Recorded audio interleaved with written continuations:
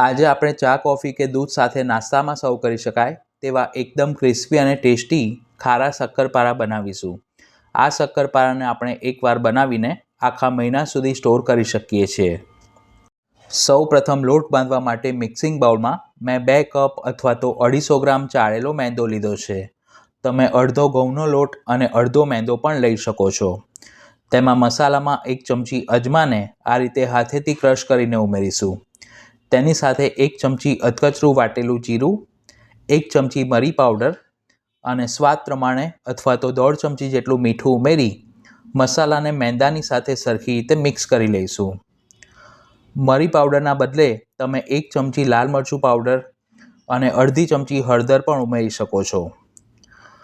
શક્કરપારાને સરસ ક્રિસ્પી બનાવવા માટે તેમાં 2 ટેબલસ્પૂન ઘીનું મોણ કરી હાથ વડે મેંદાને સરખી રીતે મોઈ લઈશું। ઘીના બદલે તમે તેલનો પણ ઉપયોગ કરી શકો છો, પણ ઘી ઉમેરશો તો શક્કરપારા વધુ ખસ્તા બનશે અને ટેસ્ટ પણ સારો આવશે। મેંદો બિલકુલ કોરો ન રહે તેનું ખાસ ધ્યાન રાખવું। મોણ મને થોડું ઓછું લાગે છે એટલે ફરીથી 1 ટેબલસ્પૂન જેટલું ઘી કરીશું। આ સિવાય પણ બીજા ઘણા બધા પ્રકારના કોરા નાસ્તાની રેસીપી મેં ચેનલ પર પોસ્ટ કરી છે, જેના પ્લેલિસ્ટની લિંક આઈ બટન પર અને ડિસ્ક્રિપ્શન બોક્સમાં આપી છે। આ રીતે 2 કપ મેંદામાં 3 ટેબલસ્પૂન ઘીનું મોણ કર્યા પછી તેમાં જરૂર મુજબ થોડું પાણી ઉમેરી અને વધુ પડતો કઠણ પણ નહીં અને રોટલી જેટલો નરમ પણ નહીં તે રીતનો મધ્યમ સોફ્ટ લોટ બાંધીને તૈયાર કરીશું। આટલો લોટ બાંધવામાં પોણો કપ પાણીની જરૂર પડી છે। હવે મેંદો સરસ ફૂલીને સેટ થઈ જાય તેના માટે લોટને ઢાંકીને 15 મિનિટ માટે મૂકી રાખીશું। જે લોકો મેંદો ખાવાનું એવોઇડ કરતા હોય તેઓ 1.5 કપ ઘઉંના લોટમાં અડધો કપ રવો ઉમેરીને આ જ રીતનો લોટ બાંધી શકે છે। હવે લોટને હાથ વડે કેળવીને થોડો સ્મૂથ કરી લઈશું। પછી તેમાંથી મોટી સાઇઝના લુવા બનાવી તે સુકાઈ ના જાય તેના માટે ઢાંકીને મૂકી રાખીશું।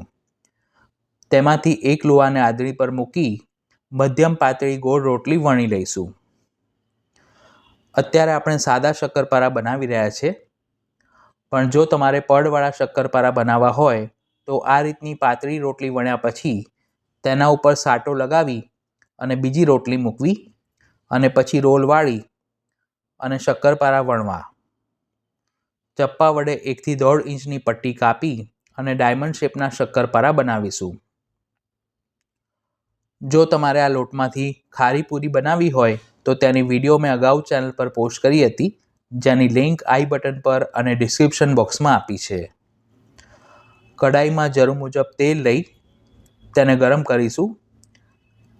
પછી તેમાં સમાય તેટલા શક્કરપારાને તળી લઈશું।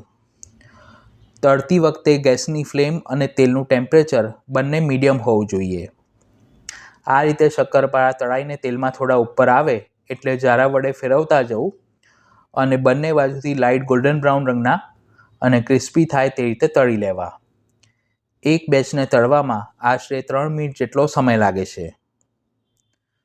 તળવામાં ઉતાવળ ન કરવી, નહીંતર તે બહારથી લાલ થઈ જશે અને અંદરથી કાચા રહેશે।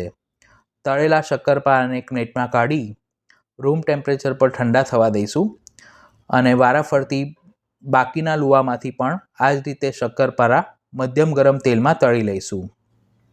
સ્કૂલે જતા બાળકોને પણ આપણે આ રીતના ખારા શક્કરપારા બનાવીને નાસ્તાના ડબ્બામાં ભરીને આપી શકીએ છીએ। શક્કરપારા સરખા ઠંડા પડે પછી તેને એરટાઇટ ડબ્બામાં 1 મહિના સુધી સ્ટોર કરી શકાય છે। તો તમે પણ આ ક્રિસ્પી અને ટેસ્ટી શક્કરપારા ઘરે જરૂર બનાવજો। વિડીયો પસંદ આવી હોય તો તેને લાઇક અને શેર કરવાનું ન ભૂલશો। ફરી મળીશું એક નવી રેસીપી સાથે। Thanks for watching this video.